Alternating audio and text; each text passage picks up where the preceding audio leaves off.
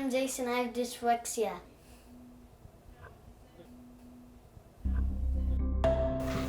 Okay, so we're going to talk about grammar.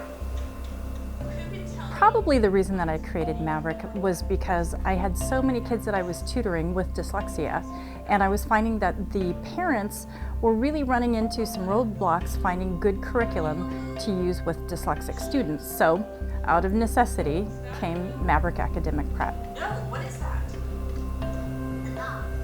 A dog. What would a dog? My name's Kelly English, and I'm the administrator of Maverick Academic Prep.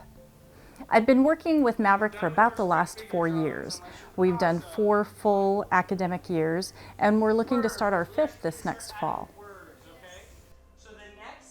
This style of teaching, I think, caters very well to any student, but it's especially necessary to students with dyslexia or ADHD, because these are things that impede the normal style of learning. They just need to have a different way of doing it. Sitting down in a chair, listening to a teacher speak for 6 hours, 7 hours a day is not going to cut it with a child who can't even sit still for more than 5 minutes.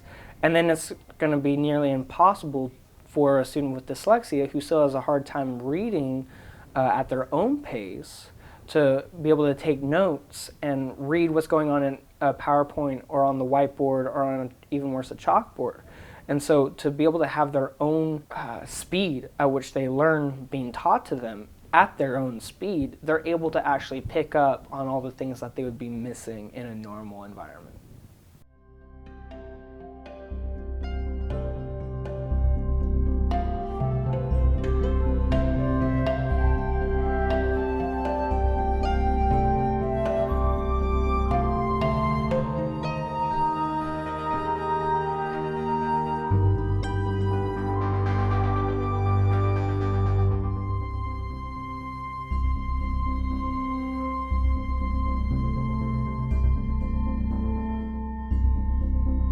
I can give you a definition of what dyslexia is. It's actually a language processing disorder, which is going to affect us in those 4 ways: speech, spelling, reading, and obviously writing.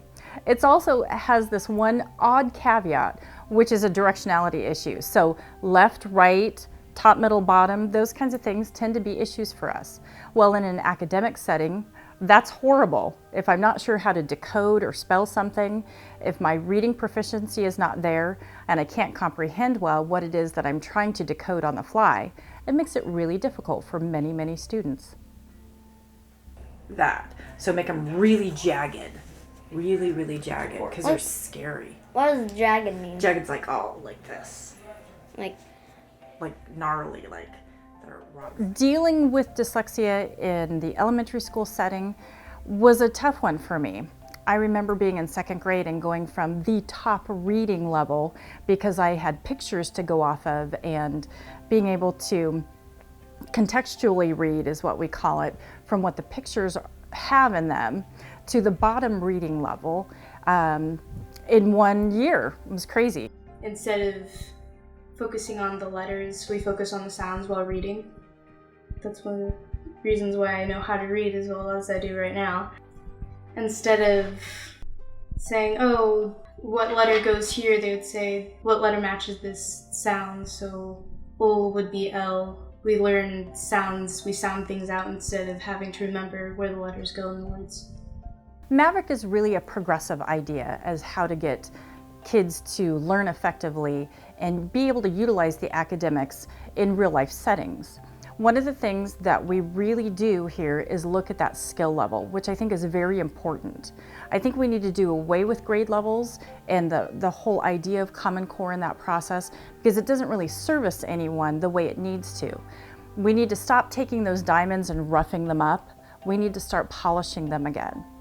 And again, looking at every student as an individual and taking the pieces that they need to improve and really bumping those up, as well as looking at the strengths that they have and just letting those go and flourish and grow. That's one of those things that Maverick we're key at doing, but I think that public education really needs to take a look at that model and start to implement those types of thought processes for public education.